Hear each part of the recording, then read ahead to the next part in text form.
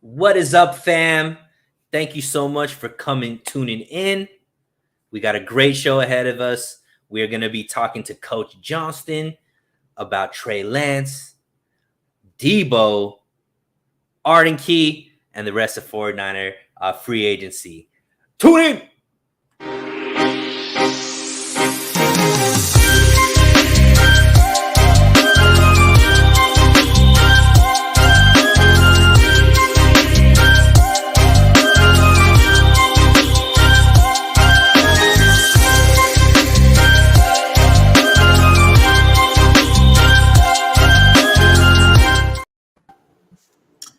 What is up, fam? Thank you so much for joining in with So Real Sports Talk. We got a real special show today. Got my bald brother from another mother, Coach Noah Johnston, in on the show. First time, man. I've been always following you on Twitter, getting into the messages, and I finally just shot my shot, got you on the show. And a week later, man, you're here. So thank you so much for joining in. No doubt. Absolutely. So, yeah, man. So a lot, it's been quite interesting offseason, with very little like moves, quote unquote. Still a lot of news to talk about. So I love it. Being a 49er fan, always content to be spoken about. But I wanted to talk to you about this, Coach. I put this up on my Twitter as a question because I was real inquisitive on Sunday. And a lot of people, when it comes to the Jimmy Garoppolo, Trey Lance debate, when people are for Jimmy, it's always about the team success, right? Obviously, Kyle Shanahan won a lot when Jimmy was healthy. Didn't necessarily win a lot when Jimmy wasn't healthy.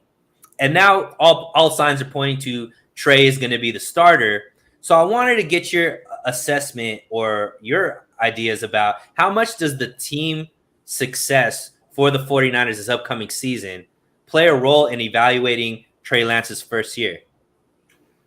I think it'll play a role because I mean the quarterback and the team are often connected. I mean I think there was a certain disconnect between Jimmy and their record. I think because of the product you saw Jimmy put on the field, and his actions were contradictory to winning actions and winning football. A lot of what he did or what he does. So I think it does matter. It will play a role, but also what Trey Lance does himself. I can't necessarily predict what's going to happen, but if he's throwing picks left and right and then they're losing games, I mean, I would say that's probably a direct correlation to losing. But I think what people have to keep in mind is I think as presently constructed, I think this team is it's not as good as last year. However,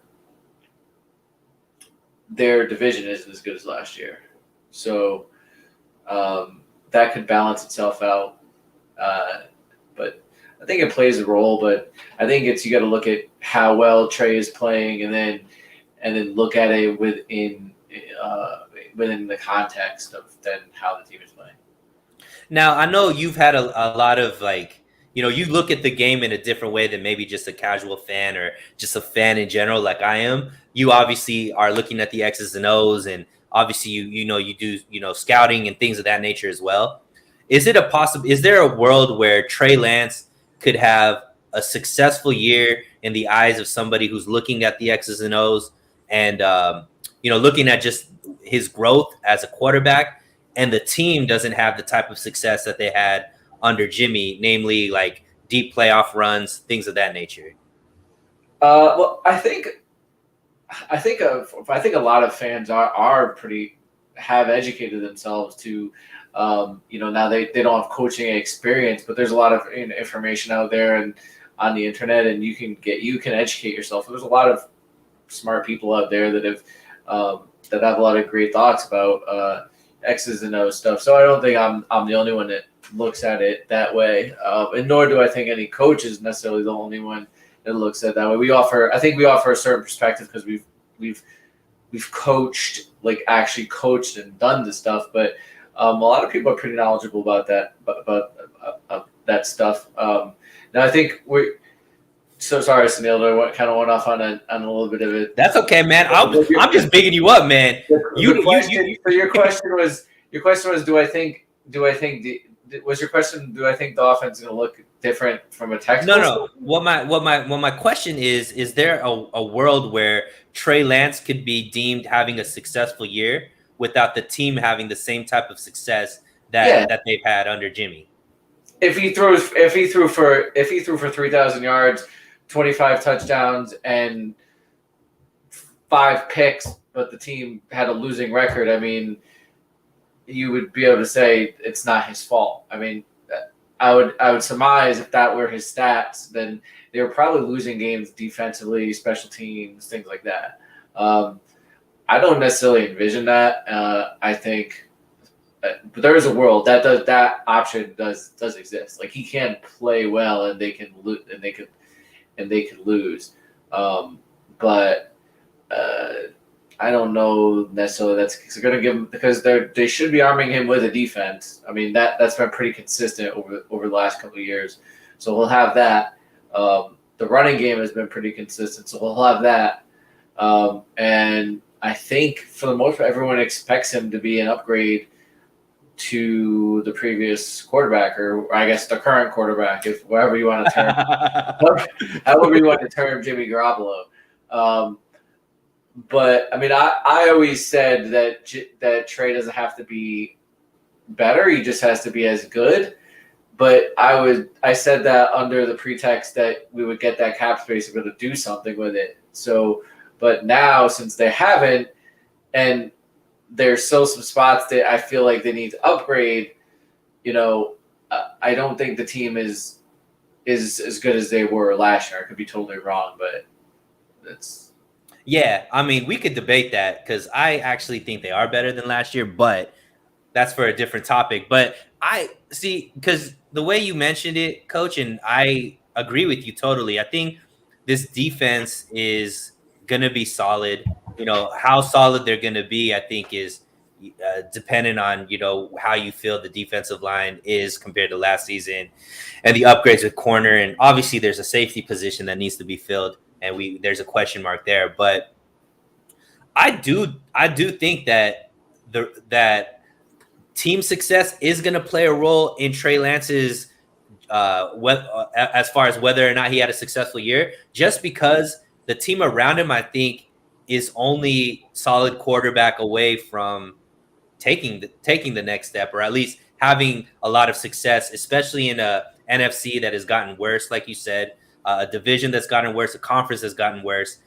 If this team doesn't do well, a lot of that probably falls on the shoulders of a guy like Trey Lance, because he has so many, I guess, so much talent around him. Now, obviously, injuries could play a role. If Deebo, Kittle, and Ayuk all go down, Mitchell goes, if all of his talent then goes away, all right, you could give him some bail, and he could have a great season without the team having success.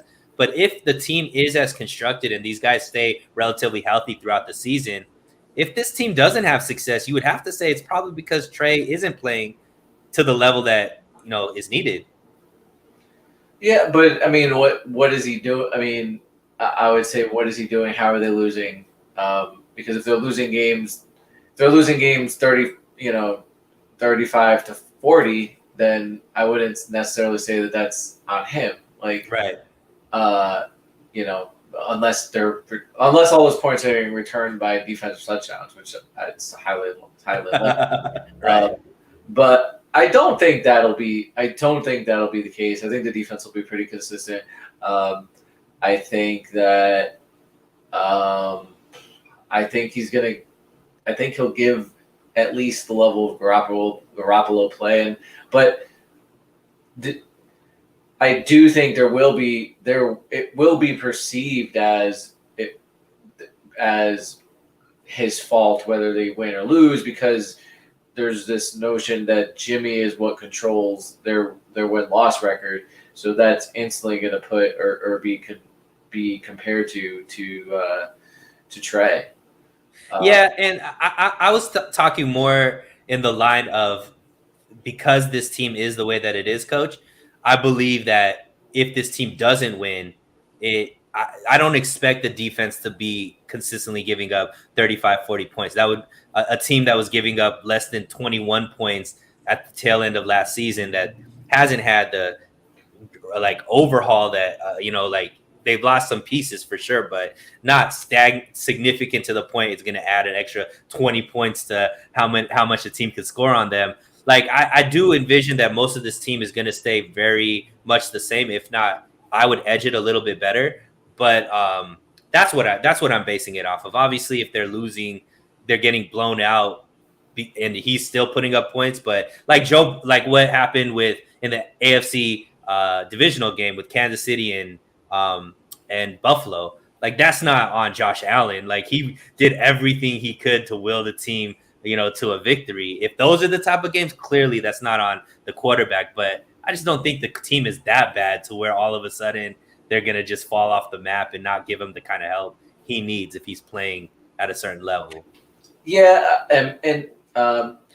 James, I think James asked why I think the team is not as good as last year because I'm concerned about the safety, the safety, the nickels, the safety and the nickel spots to start with on defense because the 49ers ask a lot of their safeties. At least they have been, and they have done so in the past. So they put a lot of pressure with what they want to do with their defensive looks and what they're asking their safeties to do in coverage, and then also in the run game, run fits, and all of that. And while they haven't got a lot of turnovers, Jaquiski Tartt and Jimmy Ward were very good at what they were asked to do. They were asked to cover, and then also come down and fit in the run, cover tight ends, cover slot receivers. They're very versatile, and then play the post, and then they started getting it. They started to play quarters and play all of that. They're two very versatile safeties. Tartt was a big-bodied safety. Jimmy Ward, while doesn't have the height, he's not necessarily small. He's like 190, whatever, and he doesn't play like a smaller safety either. So I think I have a lot of questions of whether Hufanga can fill that role. I think he's very limited athletically. To me, he's more. I see him more of as a linebacker than safety, and then the guy they brought over is it Odom? Is that what it? Odom that they brought over from Indianapolis. I mean, he's started a couple games, but that just because you started a couple games doesn't really mean anything in this league. Like you got to start consistently. Like remember, Justin School started a couple games for the 49ers, and then the next year he wasn't very good before he got hurt this past year. So you have to start games consistently for you then to say, oh well, I trust that guy as a starter. So out of those two, like I still have a lot of questions at that safety spot. Then nickel spot, letting K'Wan Williams go.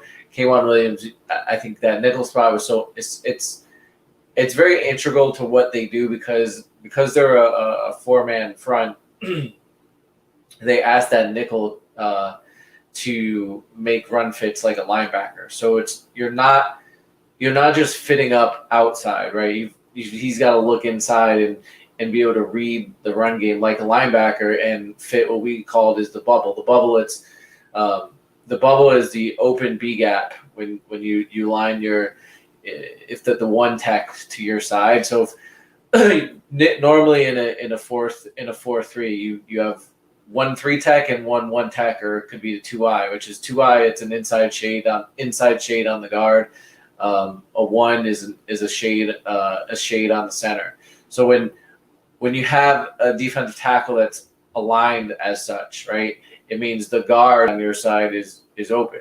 There's no one covering him, and that B gap, it's open. So that nickel has to play his coverage responsibility, but also fit that gap in the run game. And K'Wan did that very well. So they need to fill that spot, and it's not necessarily an easy one to do. So you don't think guys on their team right now, because there is an option with now that they got Travarius Ward, they could have Ward and Ambry on the edges during those nickel packages.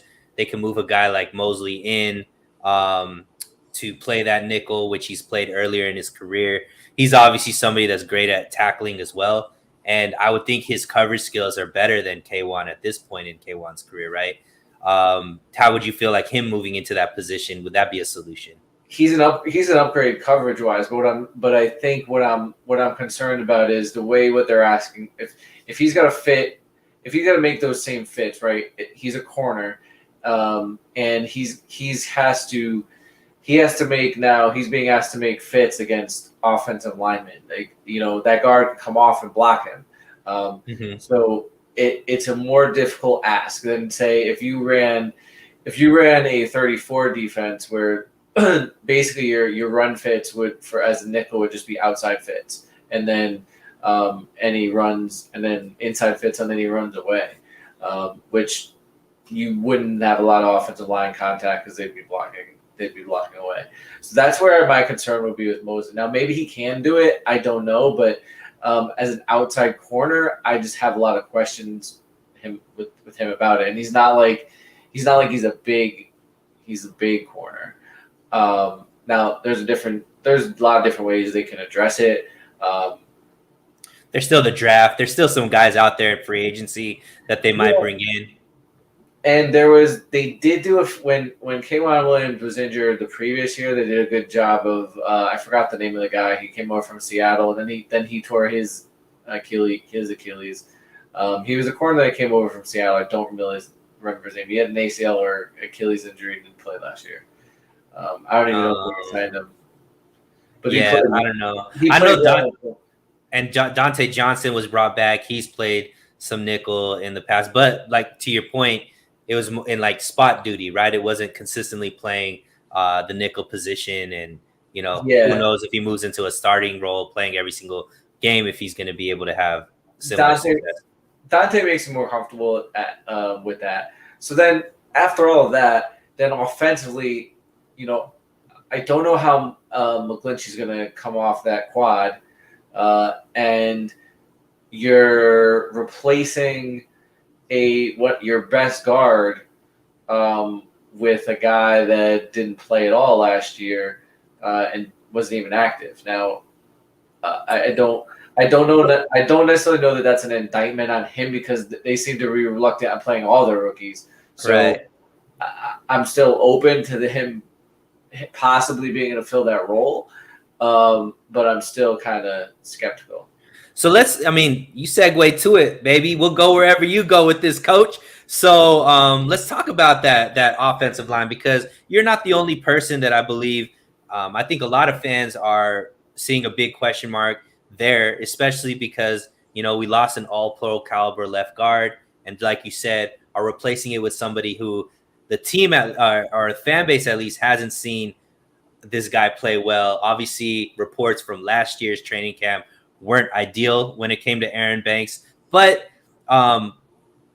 they did move him to a position that he wasn't comfortable with, right? They moved him from the left side to the right side, which in all the research that I've done, all the people I've talked to, is not as easy as it might sound. Yeah. It's different. And go ahead. I was going to say, it's one of the things that drives me nuts about when people point out to the whole Kinlaw trade, and then they say, oh, we could have had Tristan Wirfs. And like, well, what you needed that year was a left tackle. Tristan Wirfs is a right tackle. There's no, you can't say you draft Tristan Wirfs and all of a sudden he's going to be an all-pro at left tackle, because he might be completely only comfortable at right tackle, as a lot of offensive linemen are.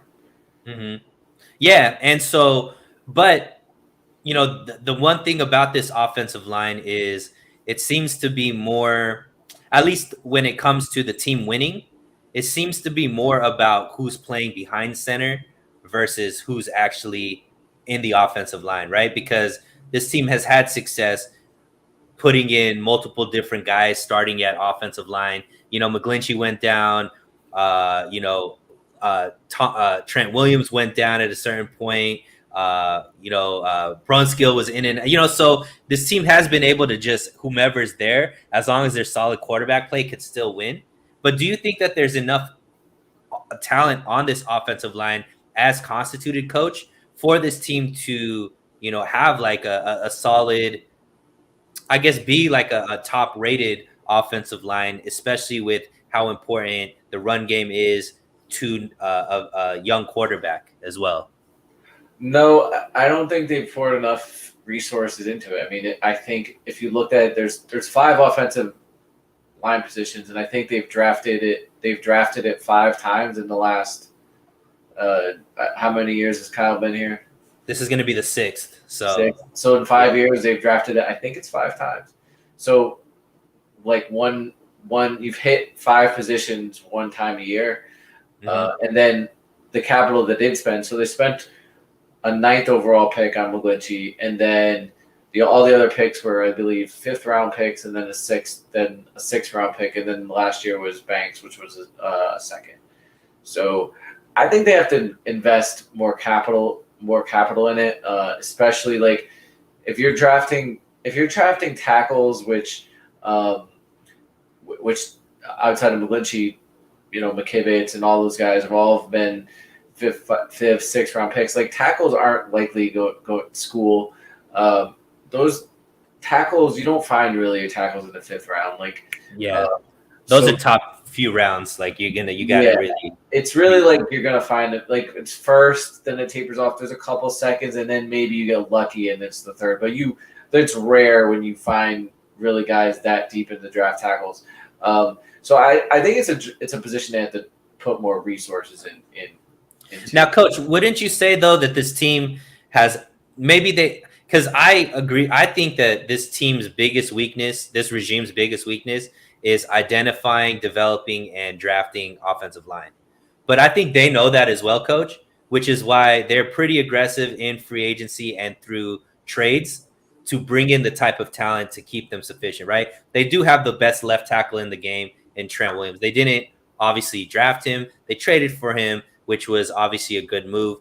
A guy like Laken Tomlinson wasn't drafted by this team either. He was through a trade. They got obviously great play out of him. Alex Mack isn't somebody who was, drafted by this team. Even a guy like Brunskill. So they have been a team that, even though maybe they don't draft well, they do at least bring in the right type of talent to still have sufficient talent there in the offensive line through the draft now, or through trades or free agency. Now, that's been, I think, the biggest fear for me when it comes to the offensive line is they didn't do that this year, right? So this year, they're really going off of just who they drafted or who's on their roster as is, which to be determined, right, as far as that. Yeah, I mean, they could do something like that in the summer once the draft occurs, and maybe a team thinks a guard is there, and the team drafts the guard. They didn't think it was there, and the guard shows up at camp and looks really good. So they need to get rid of their starter, or they want to get something for the starter, or previous starter, and then the Niners offer a draft pick, and they go get them. Right. Like they've done that before. I mean, I would look at maybe some of the teams that Johnny Lynn has coached at, recent stops, maybe Chargers. Was he Denver? Where was he at last year? Just Detroit. He was Detroit. I'm sorry, Detroit. Yeah. Would Detroit have an offensive lineman that maybe they replace, and now he could use a home? So one of those, I think, and then the Bills, maybe they have an older veteran offensive line. I think Lynn was there a couple of years ago. There's still some talent in the free agency pool too. Like a guy like Balaga is a right tackle that's out there who obviously played under Lynn with the Chargers for, I think, at least a year. He's older, so he's not somebody who necessarily is demanding a starting role, but he could sit there and maybe compete with McGlinchey if he's not all the way healthy and be at least a sufficient guy there at right tackle if McGlinchey can't go, kind of thing. So there's guys that they could still get. Yeah, they could still go that route as well. And the guys will probably still be there on summer. I don't know that all those guys are necessarily there because teams are interested. They might be waiting themselves, like to see how the draft unfolds and all of that to determine where they want to be, right? But what about, like, I mean, at a certain point though, Coach, don't you have to play these guys that you have used assets towards? Like, even if obviously Aaron Banks, a 2nd-round draft pick, you can't just keep him on your bench when you drafted him so high, right? And even a guy like Moore, who showed some flashes, he was a 5th-round draft pick, but for a right guard, that's kind of where you would pick a right guard is in, that 4th, 5th, 6th round. So what is like at a certain point, these guys have to play or the team has to see what they have in them, right? So what would be I guess, what is the negative in trying to go younger right now at this position, knowing that eventually like these guys have to pop off, otherwise, you're gonna have to spend a lot of money for other positions as well.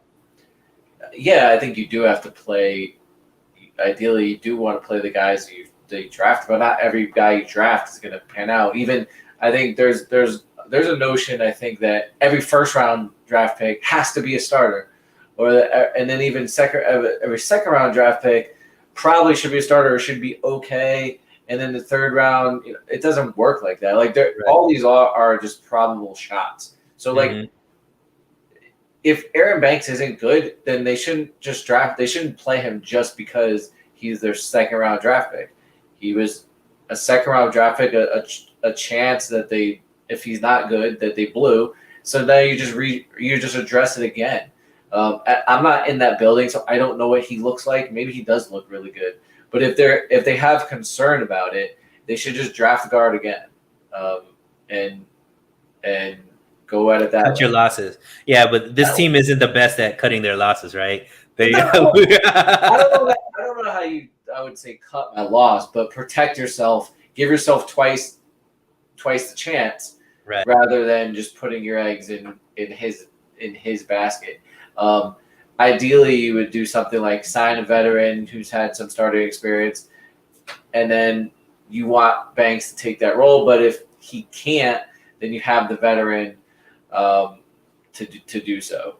But you could also do something like draft another guard this year, and if Banks can't play that spot, then let this guy go, or let them battle, and maybe the other guy can beat out. Can take the other guard spot, or be the backup center.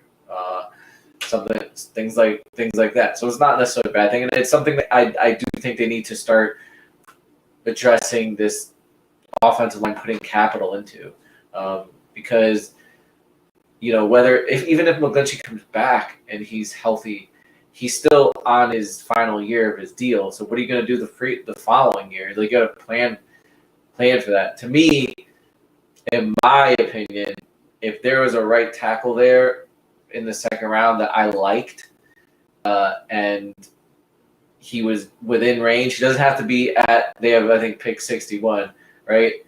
I don't think, for me, like, if he's within range, like if I could make a trade to get up, if I have to move up 10 spots to get that guy, I would be aggressive. Tackle is so important. And I would want to cover. I want to make sure I'm A-okay at that spot. And then, if you don't do that, then I think within the first 3 picks, I think you got to address the guard position, and center probably. And then obviously center, because you have to have some contingency plan next year for Alex, for when Alex Mack likely retires. Right. And I mean, the good thing about this is 49ers do have a lot of draft picks, right? They're going to be 9 draft picks. They are a team, like I said, we saw a few years ago, they went in a 3rd and a 5th and got the best left tackle in the game. So this isn't a team that isn't afraid of wheeling and dealing and even trading some picks for a player. So that might be all on the table, as far as not only going young through the draft, but maybe even grab a player like you said that might be on the trading block with some of these picks that they have, in the draft as well, because they don't need to bring in 9 players really. Like they don't need all 9. So all those guys are going to make the roster, so they should be. Some of that capital should be used to move up, or get some more picks next year. Or I mean, I would probably say move up, right? Because if you think about it, next year they should have more cap space, so they're going to need they should be fairly aggressive in free agency. So they should even need even less guys next year to make the team. So Yeah, you're right. And to kind of go, I love these segues that you just lob it up from you, my man. So, one of the things that I think has been a big focus for this team, which is different from I think previous years, is they seem to be adamant about getting younger. Coach, we've seen them bring in some free agents. All the free agents that they brought in early on were all guys that were under 27 years old, whether it be Travarius Ward, Odin, like you talked about, Ridgeway was under 27. Ray, all these guys that they brought in were a lot younger players. And, you did mention, the younger guys that they're playing at O-line, cornerback now, and, QB obviously is, one of the youngest quarterbacks in the league as well.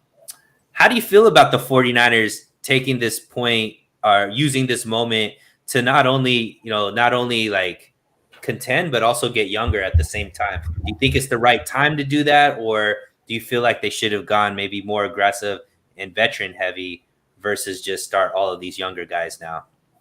Well, I'm a fan of getting. I'm a fan of getting younger. If you can get, I've always said this. If you can get the same exact play or very close to from a young guy, I'm always going to go with the young guy, even as a coach in high school, because that young guy he's gonna progress, and eventually he's gonna be better. Even if he's not better today or tomorrow, he'll be better fairly soon, because he's gonna exponentially grow with each and every time he plays. So, and then in the NFL, it's only compounded by its salary cap. So, in the NFL, often younger equals cheaper. So, Right. So if you can get the same level of play from a younger guy, you're getting it at a cheaper rate, and so then you can work your roster and pick and choose where you want to put the money in. So I do think it's a good thing that they're getting younger at some spots. I don't know that I would have given Lakin all that money either. I'm just hoping that Aaron Banks is who they say they are. It concerns me that he wasn't even active last year, but like I said before, they seem to be very reluctant to play their rookies last year, so it may not be a thing. Yeah, it seems kind of strange, Coach, because that's a very interesting observation. It's not like normal for them to not play the rookies as little as they played this specific season. And it kind of made it seem like there was like this plan that when Trey came in, all of a sudden, all of these guys were going to play at the same time. Like it was geared towards a specific type of offense or what Trey can bring. Like even a guy like Trey Sermon, who when he did play showed flashes that he was, could be a good player. Obviously he had some injury issues, but obviously obviously Aaron Banks didn't play a lot. Some of the corners didn't play till later on in the season. So now all of these guys are seemingly going to be put into more meaningful roles. I don't know if that was just they picked guys that they thought needed maybe some time before they could play starters, or if it was just a plan knowing that they're going to lose some guys to bring them in as replacements, like foreshadowing what was going to happen the next season or this season. Yeah, I mean, but it's even not just the rookies last year, but I mean, right, there was an issue with Brandon Ayuk. He wasn't playing as much as we all thought he should be playing early on. Right. So it seems like a general reluctance to play younger guys, and maybe that's just a general philosophy that the organization has or that Kyle has. I don't know, but I guess we'll see this year.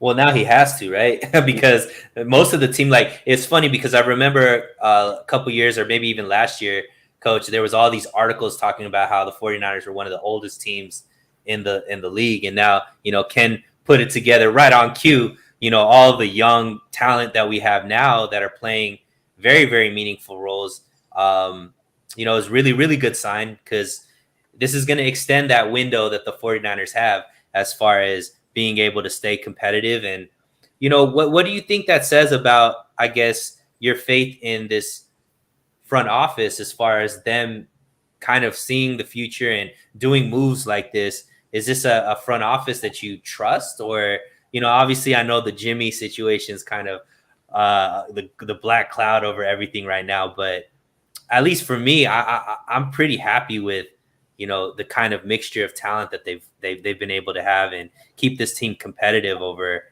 these last 3 years at least. Yeah, I mean, I've been critical of them, but that's not to say that I think that they're like, they're the worst run team in the league. I mean, I think they're definitely, if you've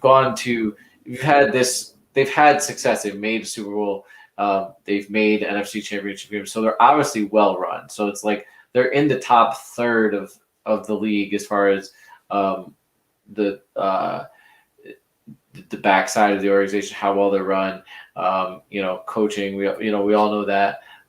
So they're well run and they're well coached. Like, so now, like, you're comparing them at the very top to some of those other organizations like the Chiefs, like the Packers, those teams that are pretty consistent. But now the biggest thing with those teams is they nailed the quarterback, and Right. they nailed the quarterback that kind of helps everything else.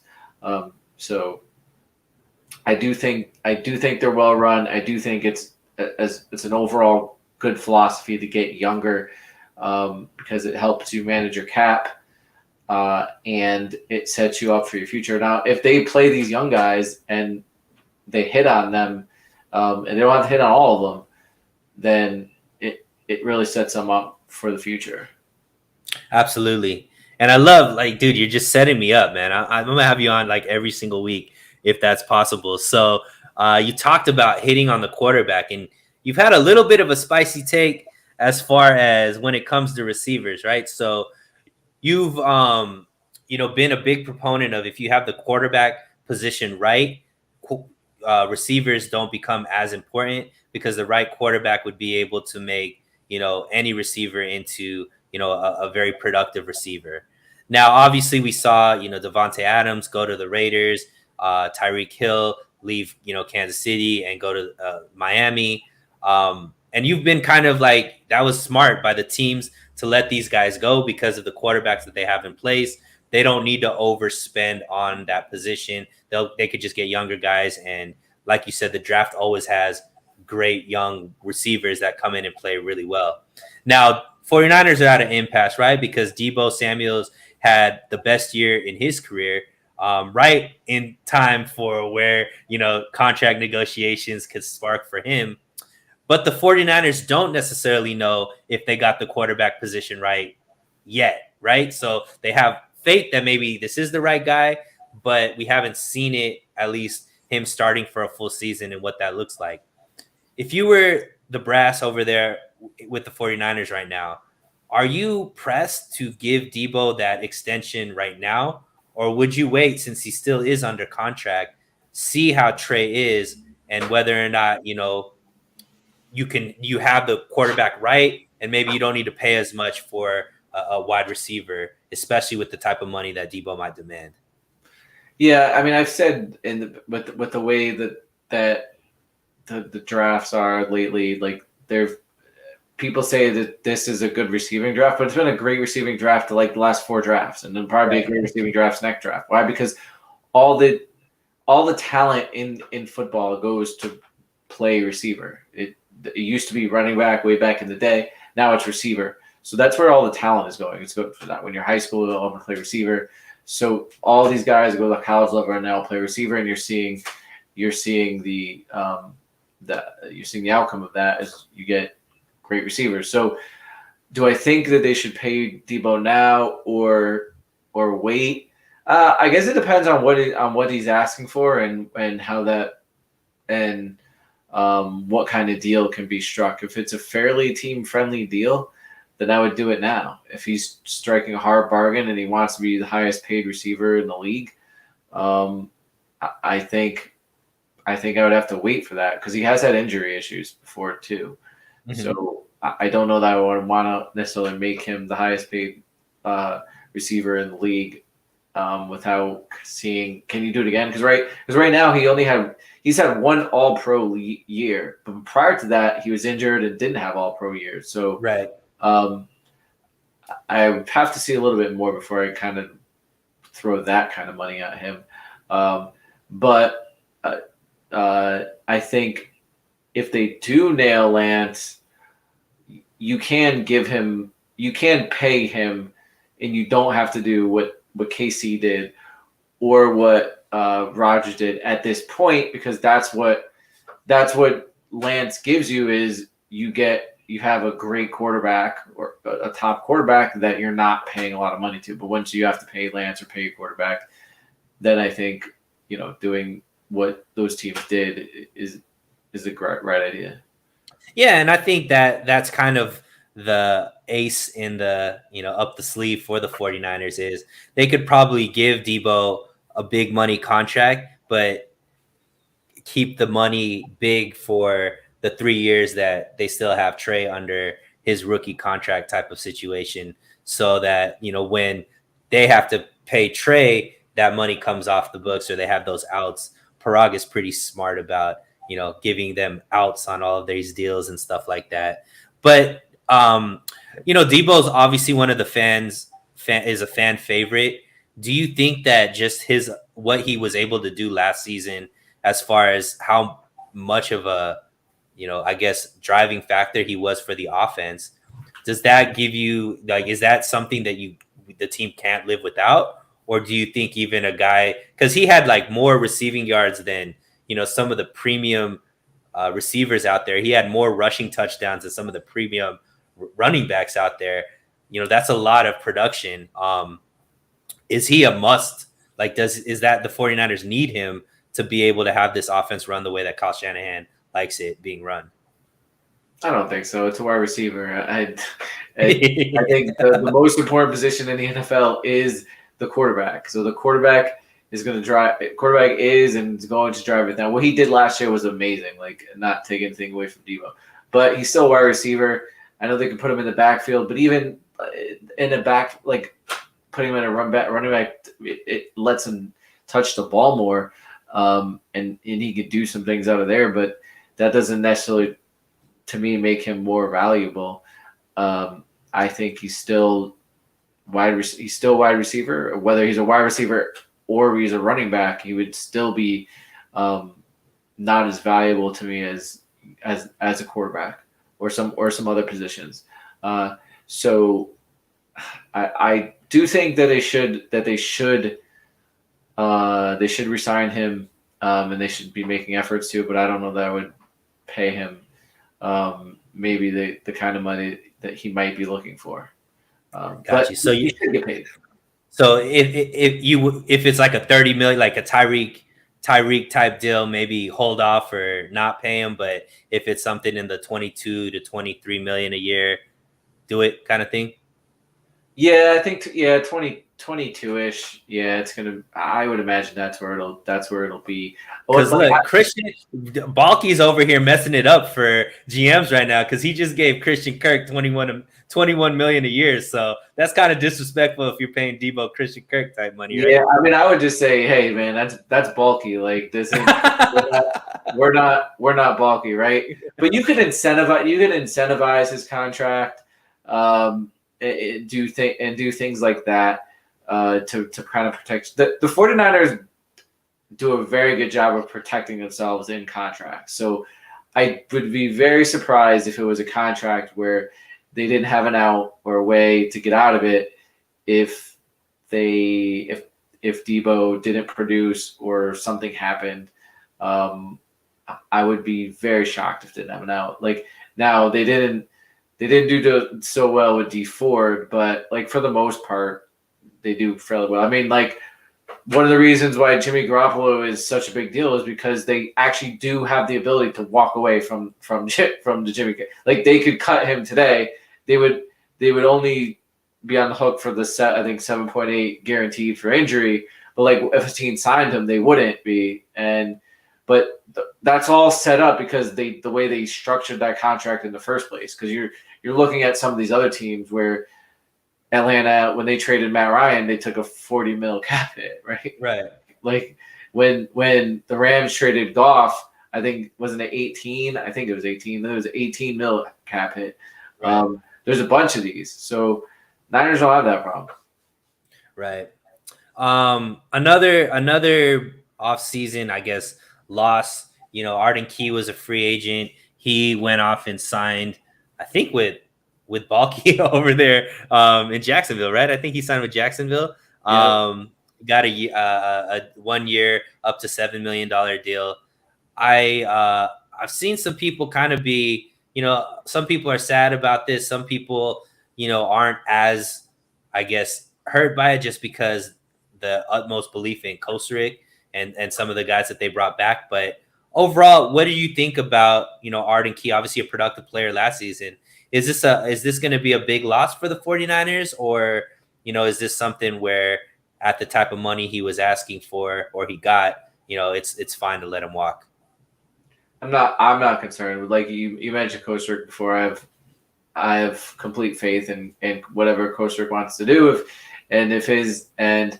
If whoever they bring in or whoever he wants to bring in, I believe that Kosaric will get production out of them. It seems like he's done it. He's done it the last couple of years. So why wouldn't we believe he would do it again? I know they did bring Brad Carey Hyder, so that'll help. They got Charles Omenihu, so I think we can expect some things out of him. And Ebelcom kind of turned it on at the end of the season. Like, you know, it even surprised me when I went back and I saw him. Like, wow, I didn't necessarily take note of it as it was happening, but he really played well down the stretch. So I would expect that would continue. And as he gets comfortable really playing that full-time defensive end position. And then who knows what they'll do in the draft. And maybe a guy might be available in free agency later on. I could foresee something happen where Hyder Jr. is not even on the roster. Like, you know, they draft another defensive end, or they sign a veteran, and then Hyder's the odd guy. Odd man out. Yeah. So. Yeah, and I mean, I think I like that you brought up Omenihu, Ebelcom. Another guy to throw in there is Jordan Willis. You know, I think that he's he's my pick for breakout player next season, because I think that, you know, if you look at the type of production you got out of based off of the type of amount of snaps he played, it's extremely productive. 155 snaps, he got 3 sacks, and then obviously came up huge in those playoff games as well, especially against Green Bay. I think that a full season with him, you know, and just his hunger and another year with Kosaric, I think he's going to have a phenomenal year as well. Yeah, I mean, I think the D line is the one place where we have obviously premium talent in Bosa and Armstead. Obviously, it would be awesome to have another like superstar, but it's kind of like a luxury more than a need at this point. I mean, Kinlaw obviously is somebody that was drafted high. There's a lot of expectations on him this season as he's looking to be healthier, and, you know, he's somebody who could fit in. And if he has, you know, the type of production or anywhere close to what DJ Jones was able to do, now you're talking about this defensive line really not even taking a step back because of, you know, just what the type of talent that they have on there. Yeah, I think Arden Key obviously was a fan favorite, but I think you play the numbers, especially on the defensive line. Yeah, I think the Chris Kosaric is really an asset, right? Because of not only what he's done at the edge, but I mean, remember DJ Jones came back on a cheap deal last year, and then he just got paid by the Broncos because, you know, of Chris Kosaric. I mean, because of DJ Jones and what he did, but obviously, with Chris Kosaric coached him up, and then he got paid. So I think Kosaric's an asset for the 49ers, in which if there's other veteran defensive tackles that are not getting the looks that defensive tackles, defensive ends that are out there and not getting the looks that they want, and the Niners can say, hey, come here on the cheap deal, one year deal. Look at what these other guys have done and play here, and you'll get yourself 6, 7, 8 sacks, maybe more. And then you'll get a big deal next. You'll get the bag next year. You might even get it from us if you look that great. You might get it from us, but you'll get it from somebody. Right. Yeah, I agree. And I think that, the 49ers, one thing that I've talked about, Coach, and it seems like you're on the same wavelength, is I think in year 6 of this regime, you start to see what they're really good at and what they're not good at, right? And obviously, defensive line is an extremely strong, extremely big strength of theirs, as far as they could pretty much bring in any type of talent and coach could get them to be a productive player. Linebacker is another position that I think they're extremely strong at, as far as like they could take guys that are lower round draft picks or even undrafted free agents, and they could become productive players where you don't necessarily need to pay a linebacker big money unless they're Fred Warner, because a Dre Greenlaw, Azeez Al-Shaair, those guys can be interchangeable, and, you got you guys that are coming in that possibly could play that role as well. Running back is another position where you just don't want to spend money on a guy that you could get somebody as undrafted free agent or a 6th round draft pick, and he could be your number 1 running back the next season. So it's good. Go ahead. Or high draft capital, not just money, but high draft capital. Like right. They should have spent a 3rd round pick on a running back last year, in my opinion, because they've had their success goes back into the 90s with what Bobby Turner and Mike Shanahan have been able to do with spotting running backs. Though you're not hydrating.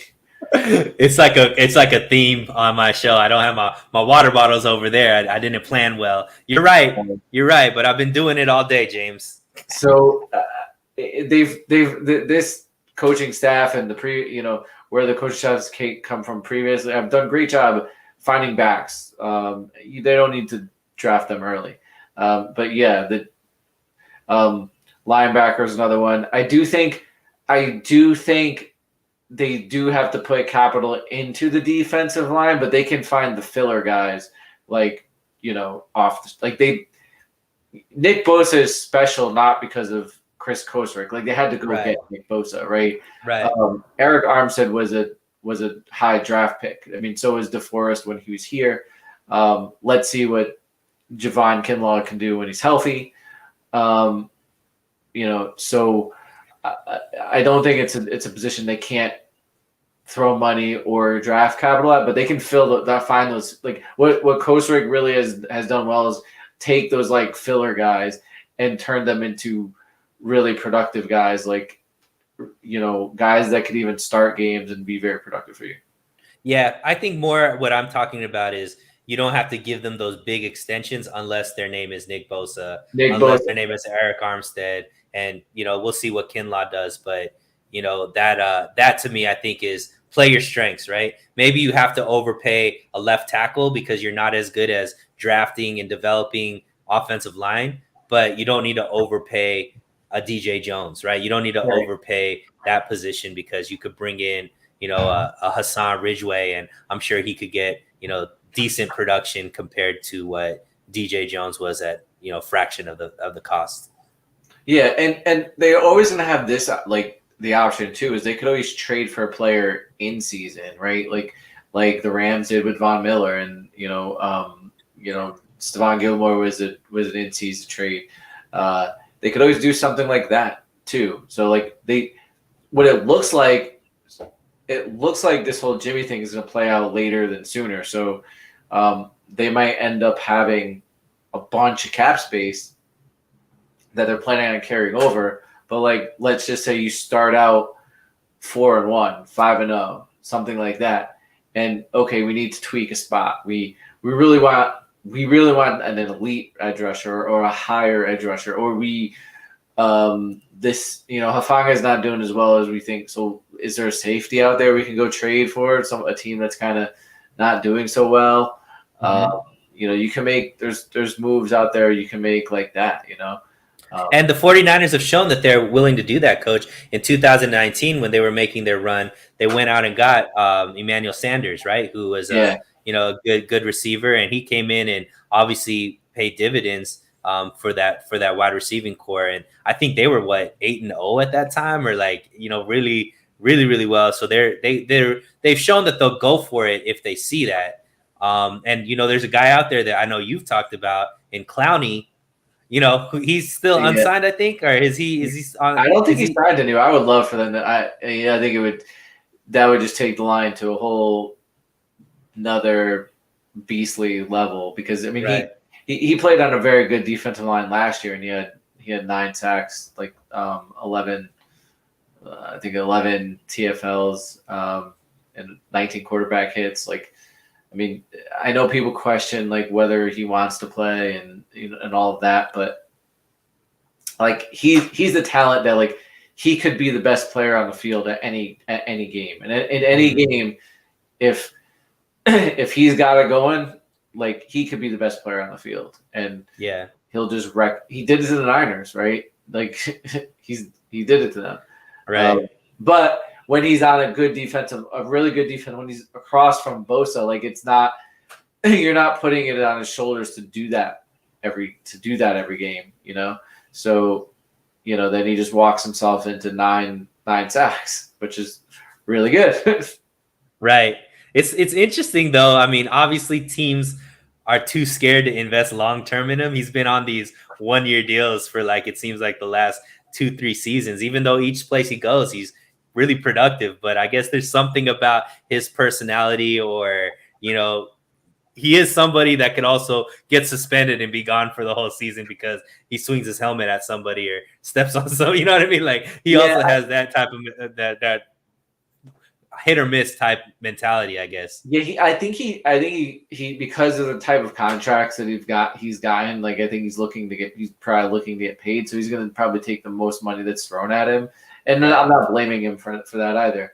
But like when realistically looking at it now, where do I think the Niners would sign him? Probably not, because I think the Niners would probably go with somebody cheaper, like where they can use the Kosaric angle and like someone that's not been productive, but is fairly younger and wants to be productive, so they can get that bag. I don't know, or relatively sized bag. I don't know who else is out there that's fairly young that could do that. I mean, I do know like a guy that they could sign. I don't think he signed. He was a little injured last year. The guy that I liked was Takaris McKinley. Like, that would be a fairly cheap contract. It's a guy that they were interested last year, and they ultimately didn't sign with them. So he's a guy that maybe they bring in. He had a couple sacks last year, but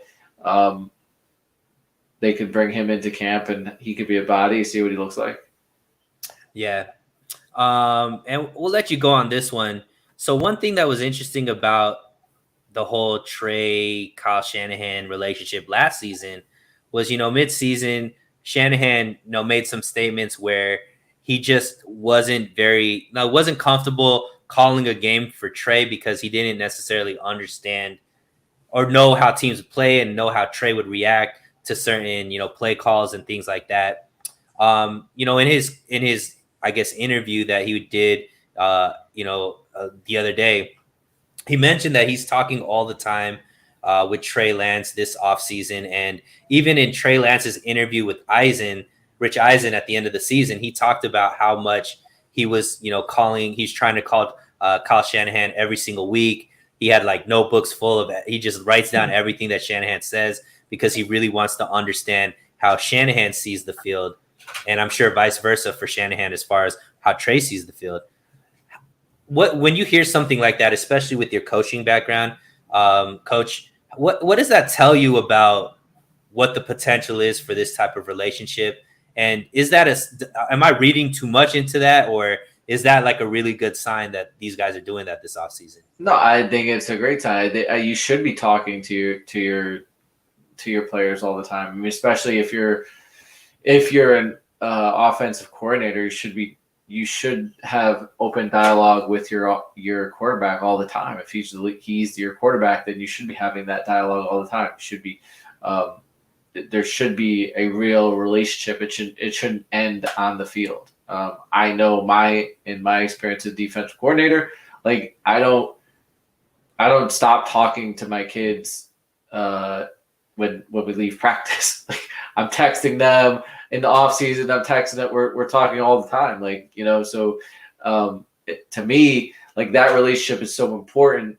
It's because you're not out there on the field. You're asking someone to do something for you and trust in you, and then you're trusting that player to do to execute something, or maybe do something that they're not that's not maybe in the best interest for them, and you're asking them to trust you too. So you got to build that, and that's done through relationships, and then obviously there's the learning. A coach helps learning, and those texts can help facilitate that.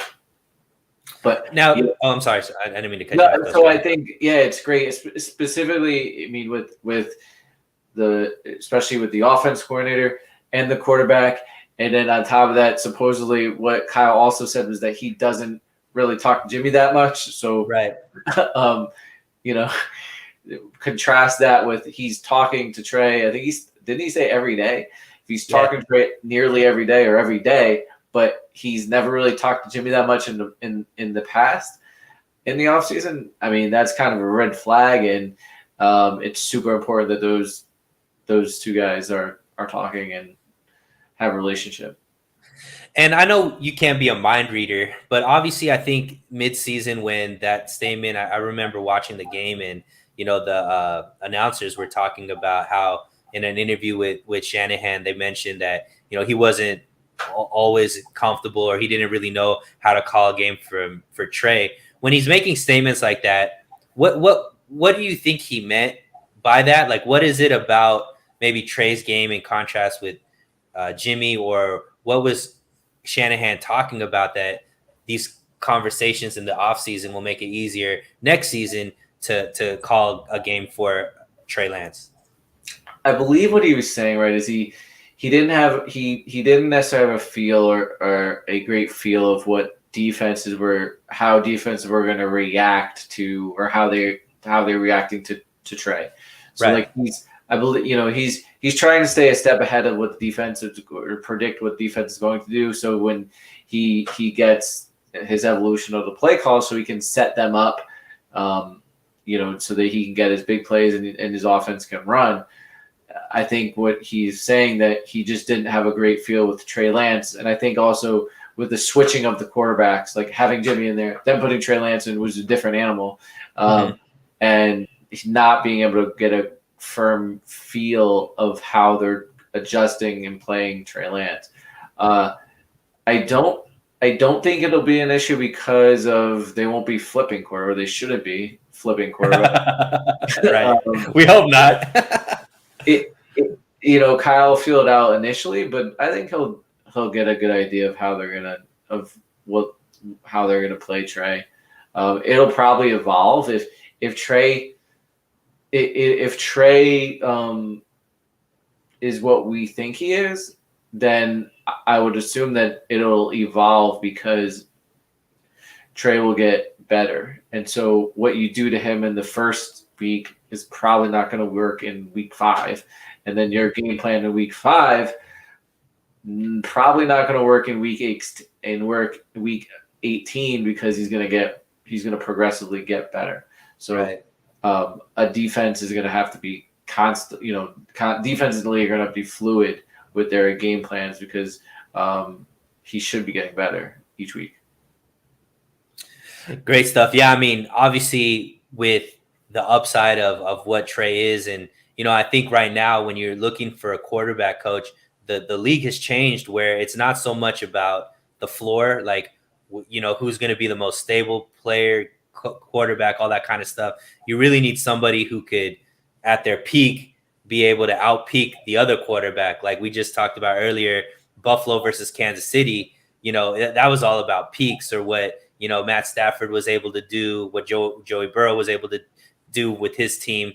It's not so much just a guy with a high floor, like maybe a Mac Jones, right? Like I think that's the whole debate. Mac Jones, Trey Lance.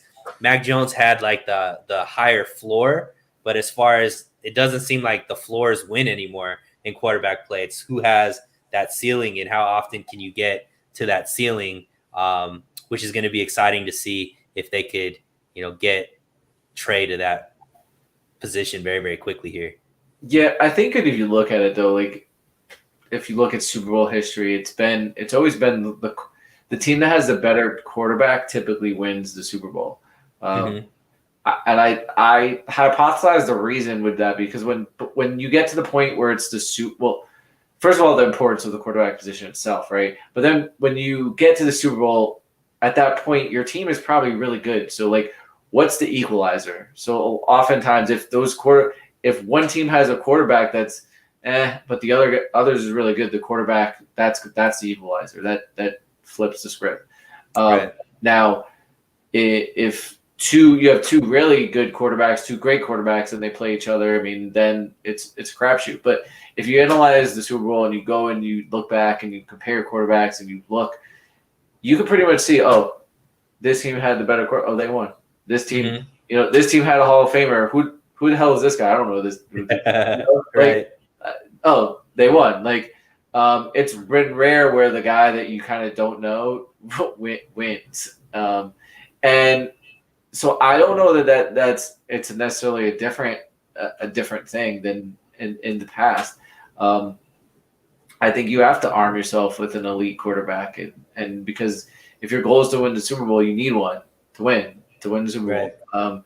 And so Jimmy's proven himself to not be that, and they tried to win with him, and it didn't work out. And then obviously there's injury history, so. I think Trey has the potential to be that. We all hope he's that, and if he is, then they'll probably win one in the next couple of years.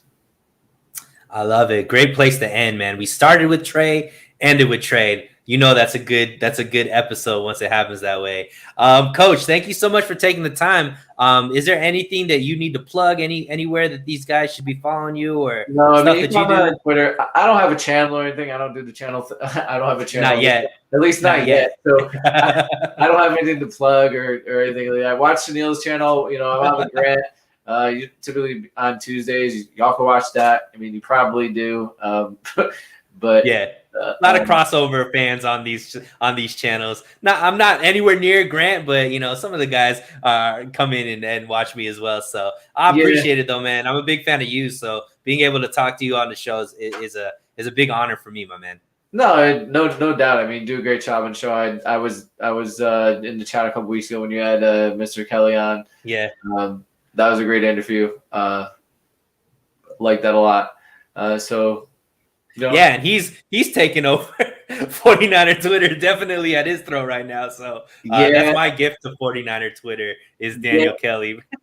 Yeah, people are gonna, people are because of his take on Trey Lance. Then people get very defensive of their quarterbacks around here, right? In Niner land, I think, listen to what he has to say, guys. It's his opinion. I don't necessarily agree with it. I don't think Sunil does. No. He's going on with you and Jesse next week, right? I think Tuesday. Yeah. So that should be fun. I'll Yeah. probably be I'm probably going to be more referee mediator there than actual input, because I think that's going to be a heavyweight bout between those two. Sit back. And I think at least Jesse is Jesse's very fair, and he does a great job on his channel with in debates things don't get crazy. The only thing that gets crazy are him and Jack on Twitter. Right. But I like You're right. You're right. And for a lot of people are just reading Daniel's takes and Twitter takes. If they actually listen to the interview that I had with him, he's a very pleasant guy, and he's a nice guy as well. But obviously it's headline culture, and people are more. I don't know if people actually read his articles. They just read the headline and just take it, run with that. I don't agree with half of his articles and all that, but I don't need to. Like, I think in general, I think you should. I think everyone should. You should follow people that don't have the same opinions as yourself. And to me, this isn't for anything. Like, right? Like, don't just don't just like follow opinions that are just your sounding board. Like you should be listening to opinions and ideas that are the opposite of yours, because that's how progress and growth happens, just in general, right? Like just that's how you grow as a person and learn new stuff. Like if as a coaching staff we just have guys that all think the same, like no ideas are gonna come up, and we're just gonna have the same stuff and we're not gonna evolve. So like listen to people that have different ideas. You don't have to agree with them, but maybe it might put you on to something you don't know about. And especially with scouting and drafting, because you're not going to hit on all your picks. So like, right, he as a you'll scout, probably miss way more than you hit, to be honest, right? Yeah, absolutely. You're gonna miss way more than you hit. And kudos to, he's putting himself out there. Like he's saying, hey,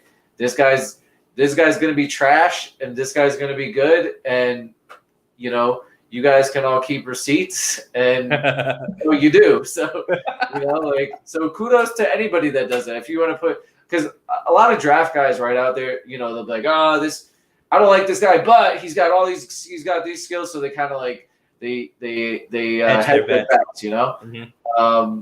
and from what I've seen, his bets aren't hedged. So don't have to.